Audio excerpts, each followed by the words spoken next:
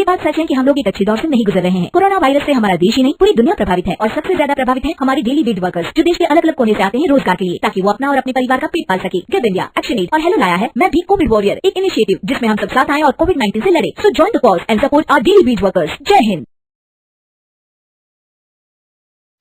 रजनी को बचपन से ही पेंटिंग का बहुत शौक था। वो हमेशा से ही पेंटर बनना चाहती थी, पर उसके माँ और पिताजी ने उसको कभी भी इस चीज के लिए सपोर्ट नहीं किया और उसकी शादी नीरव से हो गई। नीरव रजनी को बहुत प्यार करता था, पर रजनी हमेशा चुपचाप ही रहती। वो इस शादी से खुश नहीं थी। वो ये शादी नहीं करना चाहती थी। उसे तो हमेशा से पेंटर जो बनना था।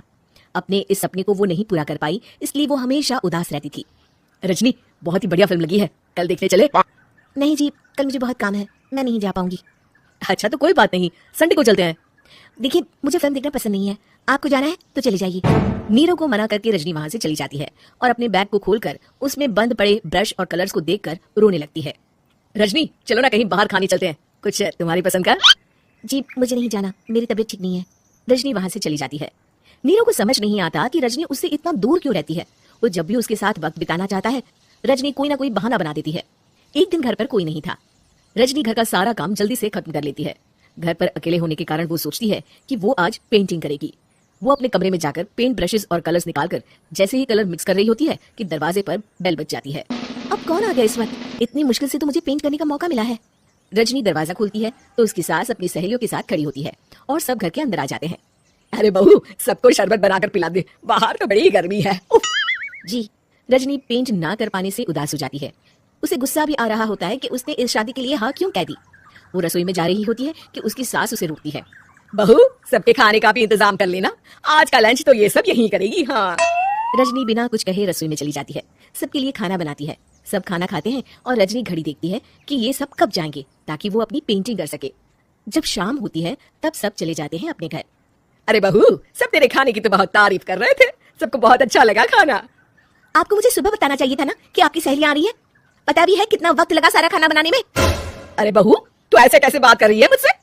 तो और कैसे बात करूं? मैं इस घर की कोई नौकरानी नहीं हूं कि इतना काम करूंगी।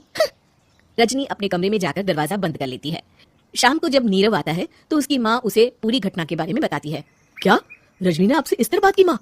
हाँ, और पता नहीं उसे क्या हो गया है, शाम से बाहर भी नहीं आई है। मैंने तो कई बार आवाज दी, खाना भी नहीं खाया उसने।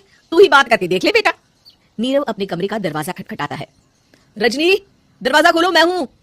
रजनी दरवाजा खोलती है और फिर वापस जाकर अपने बिस्तर पर लेट जाती है। रजनी, माँ से बात करने का ये क्या तरीका है? मैंने कोई गलत बात नहीं की है। अरे तुम क्यों ऐसे बर्ताव कर रही हो सबके साथ? क्या तुम इस शादी से खुश नहीं हो? रजनी कुछ नहीं बोलती।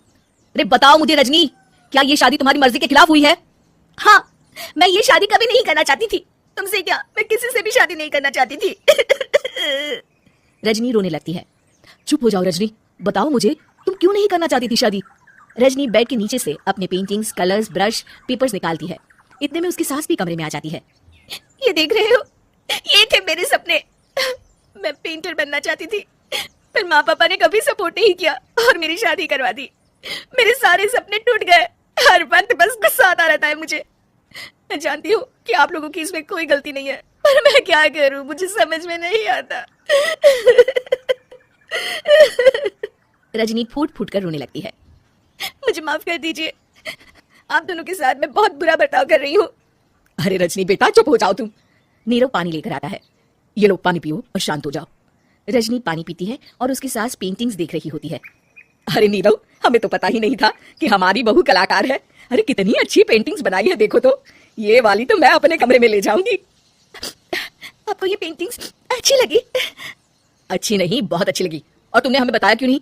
तुम जब चाहे पेंटिंग कर सकती हो रजनी, हम तुम्हारे सपनों को पूरा करने में तुम्हारा पूरा साथ देंगे। हाँ बेटा, हम कला की कद्र करते हैं। हम कलाकार तो नहीं, पर मुझे गर्व है कि मेरी बहू एक कलाकार है। रजनी, नीरव और सास तीनों हंस पड़ते हैं।